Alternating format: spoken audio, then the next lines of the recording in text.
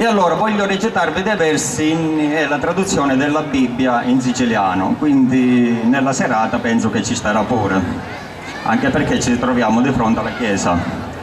Quindi ho pensato bene di questa serata di portarvi un po', anche perché è stata scritta da un nostro autore ravanusaro che vive da tanti anni a Milano, però non ha dimenticato la propria lingua d'origine, il ravanusano, anche perché è una lingua anche bella, anche perché è scritta, ha fatto bene a passare. Quindi ho pensato anche di portarvi in questo libro c'è la figura di Giobbe. Giobbe era una figura in cui nel Vecchio Testamento era colui che, pur essendo ricco, era una persona timorata di Dio, sarebbe a dire che spendeva bene le sue ricchezze. Oggi siamo abituati a vedere le persone, chi è ricco, di vivere da nababbo, quando diciamo. Invece lui era una persona timorata da Dio e a un certo punto venne tentato dal demonio, distruggendogli prima la famiglia, raccontano i testi, e poi anche nella sofferenza della carne. Quindi nella questo è tuo, fisica. giusto? Cioè, questo è mio, sì. E allora diciamo, anche perché non ho il leggio, quindi lo poso. E a un certo punto Giobbe, distrutta la famiglia, è rimasto solo, viene... Scusami Gianbranco, scusami, deve abbassare la luce. Scusate. E allora Giobbe è rimasto solo, deve anche combattere anche con le gente in cui viene anche deriso, perché una persona ricca all'improvviso si ritrova povera, sicuramente non è facile sopportare anche. Quindi detto tutto, quindi voglio iniziare con... ed è diciamo un po' lunga, anche perché ne potrei dire quasi lunga quanto un canto della Divina Commedia, però allo stesso tempo è una poesia che è fatta in rime. Quindi inizierò con... inizia così: nella terra di Uzi Giobbe abitava. Dire Uzi significa nella terra di Ravanusa, di Campobello, di Canicattì, quindi siamo prima della nascita di Cristo. Nella terra di Uzi Giobbe abitava, aveva 7 figlie forti e bieti, 7.000 piepuri, scecchi e cammelli. Vuana via chiude 1000, aiutanti, cameriere e servitù, e tanti sordi che non ne voleva più. Sapiente e saggio a Dio amava tanto, era quieto e a nuggio dava conto. Un giorno alla corte d'Ingiero furono chiamati gli spiriti celesti, e ognuno di loro contava signori fatte e misfatte dell'uomo vivi. Fuori alla porta Satana stava, che tagliava so che succedeva.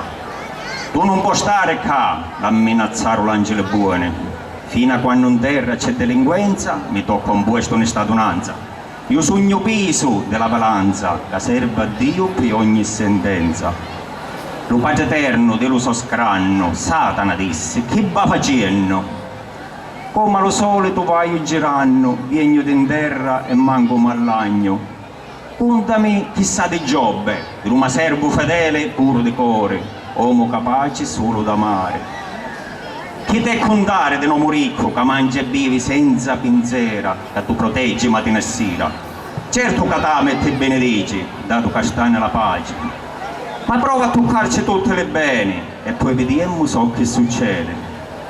Lo Padre Eterno autorizza Satana a distruggere le beni che Giobbe aveva in potere. Ma attenzione, lascialo campare, ci disse misurato lo Signore. E a così Satana scende in terra per Giobbe sterropare. Isto stava quieto a casa sua e manco di lontano immaginava la sventura che Satana chiamava. Quando un servo d'attunzato da Sindra, affannato caparia assicutato. Calma, ci disse Giobbe, ti piaciato. Ah, padrone mio, non posso stare muto, sogno vivo perché ha per fortuna. Li sabei disonesti e la giuna ammazzarono i guardiani e i pigiani e si portarono gli scecchi e le bua. Una via venuta ancora la palora che Tasina tuo servo già falato. Ah, che disgrazia, padrone mio, una sventura che ancora non ci credo. Un lampo cade in cielo e che addirittura gli ha bruciato le pecore e le pecorara. E di seguito un altro servo annunziò: ora le caldei ti rubarono tutte le cammelle. E un altro servo ancora: ora morirono le tue figlie. Un vento si levò come uno spazzino e distruì una casa qua vicino. E da Inda c'erano le tue figlie che parse fatte apposta, che facevano una festa. Giobbe si strazzò le vesti e le capitri, ammuggiò tutte e stava a sentumanno, si inchinocchiò e pregò lo Padre Eterno. sogna ridotto nudo come quando nascevo in sto mondo. Benedetto sei tu, Signore Santo, cadune e lievi senza dare conto. Non mi importa se non mi arresta niente, ci disse a quelli che erano presenti. Dio è la marricchizza solamente. Quando l'angelo finiero lo suo giro, arriese a presentare allo Signore. E ognuno dite con le sue relazioni. Satana c'era, non poteva mancare, le fatte di Giobbe aveva a parlare.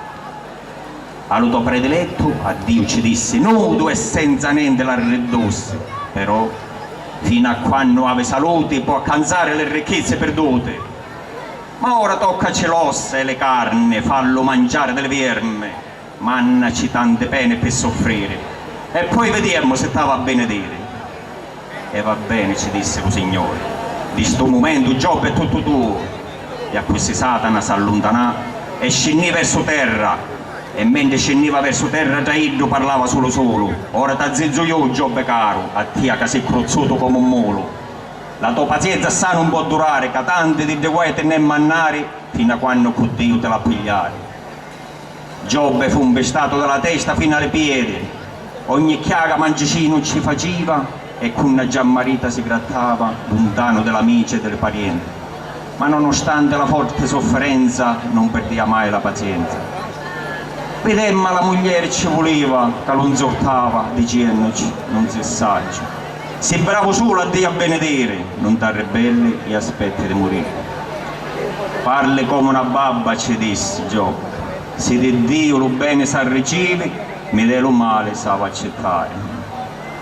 Tre amici sua di lontano vennero, quando dalla sventura di Giobbe vennero a sapere. Quando lo vettero ridotto così, ognuno dite che affanno piangere. Ma che peccato fece, parlarono sottovoce. Ma la pena è così forte che è peggio della morte. Ai, ci disse Giobbe, sconsolato e conzonto, maledetto lo giorno che nascevo. Perché spuntaro il sole da mattina? Perché ne sa stutaro le stelle da sera? Perché nel momento che nascevo non già moddaro le mani alla mammana?